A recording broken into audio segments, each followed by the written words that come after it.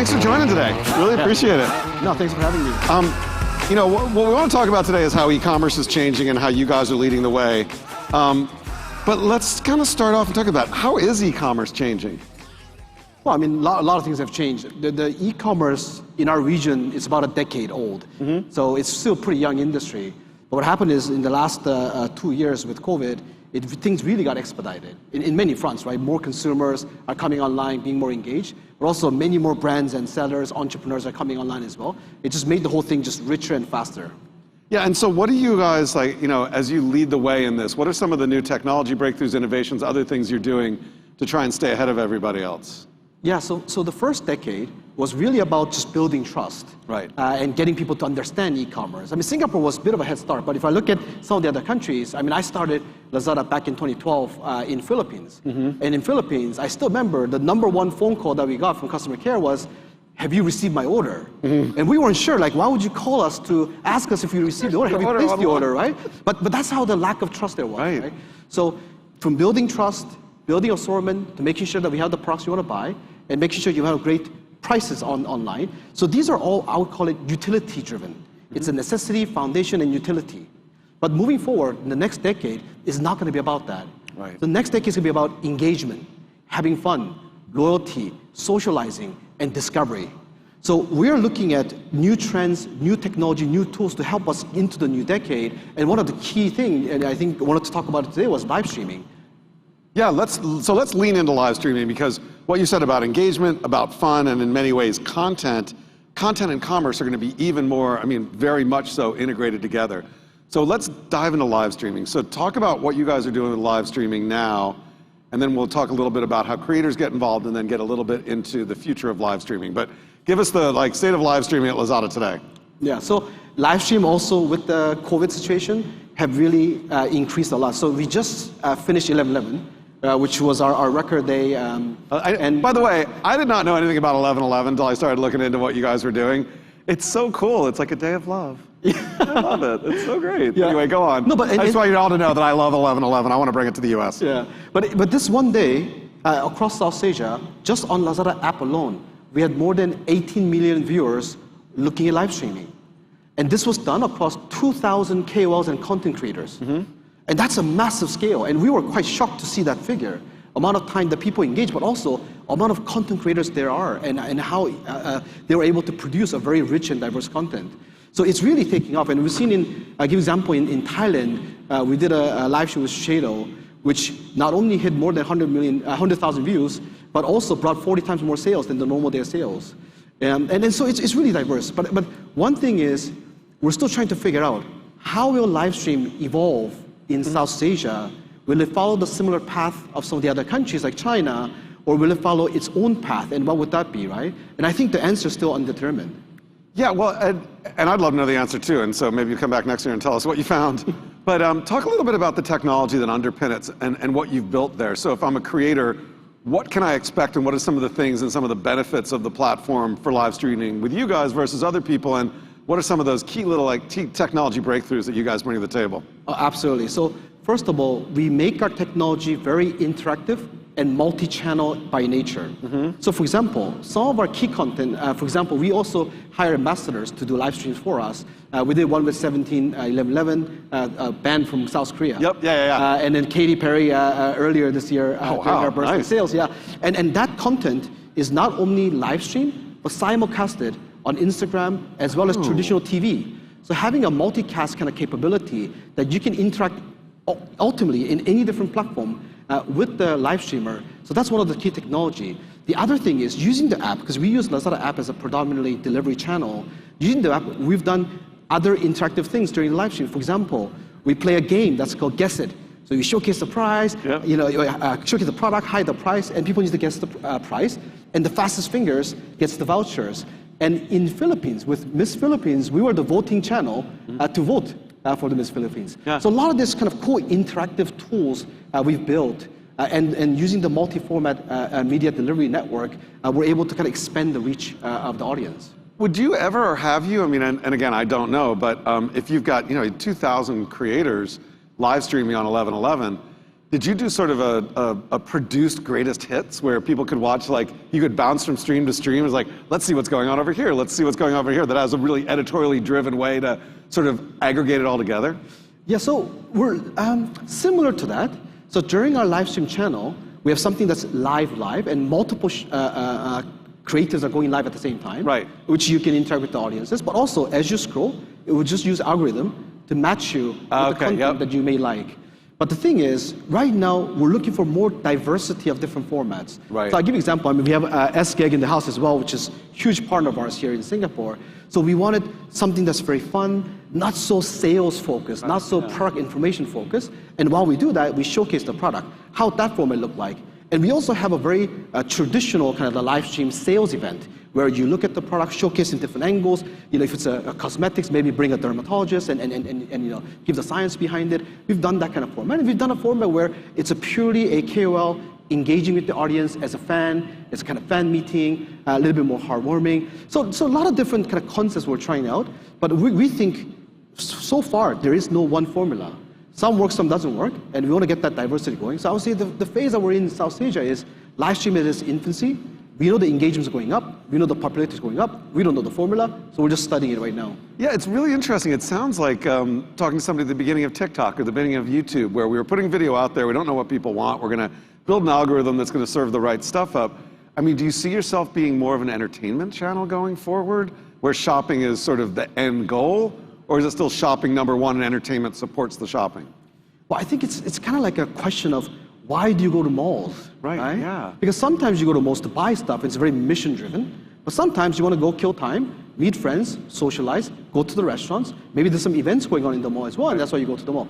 We think underlining everything is that it has to be fun. Right. It has to be engaging. And for us to do that, it's not just about sales. For me, sales is kind of like, it's important, but if we don't engage the users in the way that they want to be engaged, don't deliver the excitement and entertainment the way that they want to be entertained, then it makes the shopping very boring, and it becomes very, again, utility. It's transactional. It's transactional. Yeah, and you don't go there to have fun. You go there just like, oh, whatever, and I'll just do that. Interesting. So looking into the sort of the future of live streaming, and we'll talk a little bit more how people can get started with it, but think about the future of live streaming. What are some of the things that you're going to be rolling out to make it even more fun, more engaging, more creators on there? Yeah, so one of the things is we've done a few trial rounds of this, is to create a repeated shows on live stream, where the product is kind of a secondary or more subtle in nature, but the show itself is the primary. So for example, we've done a series of cooking shows. We've done a series of game shows, right? We've done a series of even a game battle, like online game tournaments, right? So we're actually looking for more ways to create that entertainment, but using series. And the reason why we do that is based on our data, rather than a one-off content, in an app like us, it's much more effective if you're able to create a series where a customer comes in, expects it, is surprised by it, share with the others during the social media, they come in to the next series, next show's episode, to the next episode, and that progressive growth in the engagement and the viewership, we find it quite something that's different. We didn't expect that to happen. So we're going to roll out different interesting series. And while we do that, we'll be embedding products absolutely to showcase some of the products to the customers. Are you producing those yourself? Yes, so actually, it's a fun one. So one of the things that we provide and that we have is across South Asia, actually in South Korea as well, total, we have about 13 different studios. Oh, yeah. And some big and some small. Some bigger than kind of this area here. Some in a much more small scale. But these studios are permanent studios, and any brand, any seller can actually walk in, book a slot with us, and use the studio. Our full cast is there, the cameraman, the crew, the lighting, some of the digital editing we can do in the background. So we have those studios, and we use those studios for our own production as well. Right. So any creator could come in and do that as well? It's kind of like you have, YouTube had these, creator destinations where could creators go and make things. It sounds like you're building a similar thing, but with a little bit of that shopping side as well. So as you think about these being produced, again, is this something that you guys will be developing the formats and bringing actors or creators in? Or is it more that you'll be just creating an environment where creators can come in and do whatever they want, and the ones that do well, you'll bring them back? So it's a little bit of both. So there will be content that we'll be producing that is based on the format that we think is engaging. And it's a lot of this test and learn that we want to do. Yeah. But when it comes to actually selling, we cannot tell the brand story better than the brand themselves. Right. So brand would work with the creators to create that content, to create the whole theme of it, how the live stream will be done, and we will provide all the technology, resources, equipments, and the space so that they can do that. But I do have one thing which, I hope we can liberate a little bit more. Yep. So many of the brands that we work with, and we have the largest mall, so we work with work with a lot of brands. Is still quite restrictive on the way the content needs to be delivered, the way it needs to fit the brand guidelines. And sometimes this can restrict kind of the creativity of it, right? Yeah. So actually, we're looking for more ways to encourage the brands to be a little bit more exploratory, take a bit more risks, maybe give a little bit more freedom to the content creators and KOLs to showcase that story. Well, or take it a level up there, because what we're seeing with the creators and the creator economy is they're building their own brands. Like every creator is a direct-to-consumer brand if you're over a certain size. And we had Jin Hao showing off bracelet and the glasses that he and his wife are building. We've got creators building all sorts of really interesting things and really interesting brands. And so I'm interested in how you think about working with brands and their products directly versus working with creators and their products directly rather than brands married with creators married, because it seems like get rid of the brands and just put the creators up there with their own lineups. Is that working? Are you leaning into that? Well, as a platform, we welcome every partner. Right. And all the different, like I said, we're missing diversity. We want more diversity. We're actually encouraging diversity. So we want all different type of formats. We still work with a lot of the top brands on making their brand story happen, showing the engagement, demos, and all that stuff. But we also welcome KOLs who have their own products and wants to showcase themselves. Actually, some of the most kind of fun live streams that I've seen are done by the retail shop owners in their own store, behind the counters. Yep. And they just have blast. It's not just about selling, but they ask their loyal customers to come, I'm going to do this live stream tomorrow at 9 p.m. Come join me, or see it on Lazada. And they have fun, and audience see that, and that authenticity really gets rubbed off. Yeah, and it's almost like, again, getting back to the fact of it's sort of like the early days of YouTube or TikTok, you're in many ways this entertainment channel where a new breed of creators will be born in many ways, right? So you think about all the different platforms, and you can be a creator on LinkedIn. I actually do a lot on LinkedIn. You can be a creator on TikTok, Snap, and maybe Lazada is the next big creator platform where these shop owners become big stars because the formats that they work with are the ones that work in the environment you're building. Is that a story that you think you'll tell us next year? Well, maybe, but like I said, the most exciting thing is we don't know. Right. And that just is very exciting, right? It can go anywhere. Will it follow the other trends of the other markets? Will it create its own path here in South Asia? We want to make sure that we create enough technology, functionality, resources, so that thing can just bloom on its own, and let's see where it takes. Yeah, and that environment, this is so cool. Okay, so let's talk about creators and KOLs. I'm a creator and I want to get started. What do I do? How do I get started doing this and developing formats and building it out there to work in the platform you're building? Yeah, so there are many different models. Of course, many of the brands already have agencies that have KOLs as part of their agents and do a matchmaking there. If anyone is looking to become a creator, they can reach out to us. We actually do a lot of matchmaking because many times a brand have certain concept or certain campaigns have certain concept, and the richness and the pool of the creator still is evolving here in this region. So they a lot of times ask us for our opinions or ask for referrals. So we do have a kind of collection of different creators that we work with that we can introduce and do the matchmaking. Right, it's almost like you have your own stable of creators and you're sort of a little bit of a talent agency there, right? Absolutely. I guess the beauty is we don't take any cut. Right. Or we just want people to sell more stuff. But yes. Yeah, your cut comes when you sell something, right?